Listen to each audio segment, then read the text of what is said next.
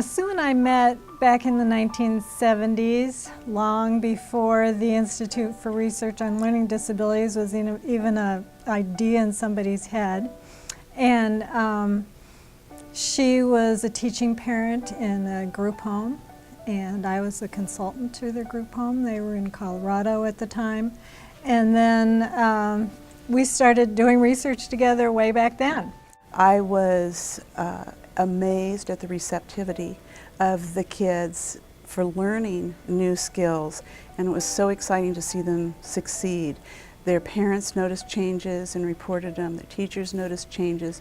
We saw the kids start building self-confidence, and I was hooked on the idea, the value and the benefit of social skills instruction. One of Sue's big contributions is that she has enabled us to show the world that children can learn social skills in general education classrooms. When she was doing her dissertation, that was the very first study we did in a general education classroom that showed that students could even design their own social skills and learn them together. Sue was in another doctoral program, but there was great overlap. And while we worked on some of the same projects together, particularly around family areas, I think being in different doctoral programs allowed us to really learn from each other. There was nice interdisciplinary sharing. Sue's great when it comes to partnering.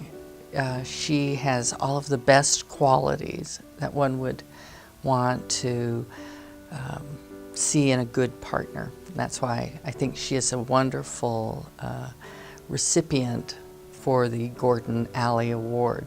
One of the things I really admire about Sue is her strong commitment to making the products that she works on really consistent with the needs of teachers in the schools as she understands those needs to be. And I think back to a time when we were working on the build strategy, and we were up against a tight timeline, and we had gone through the script about the 10th time and thought that everything was ready to go. And I remember getting an email from Sue in which she said, "I think we've got to revisit," and she named a portion of the strategy. And the reason she felt that we had to revisit it is because as she pondered it and reflected back upon her interactions with teachers in the schools, she didn't feel that we quite had it right. She was just insistent on us doing what was necessary to make it as good as we could possibly make it. And that's just so typical of the way she approaches the work that she does. Don and Jean and I have been collaborating on projects for over 25 years now. They've been mentors, colleagues, and friends. They have made a tremendous amount of difference in the projects as they've been developed, of course. It's just very fun to sit and collaborate, brainstorm ideas with them. When I think of Gordon Alley, I think of somebody who is really enthusiastic, very dedicated.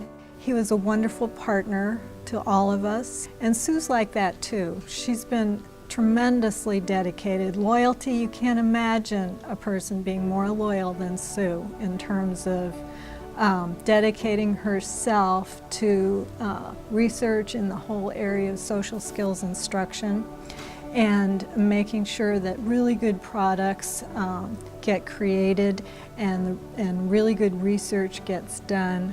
We're all indebted to her, really. We're tremendously indebted to the work that she has contributed to the whole effort that we've been engaged in over the years in terms of trying to change education in this nation. And Sue has done a wonderful job in terms of doing that.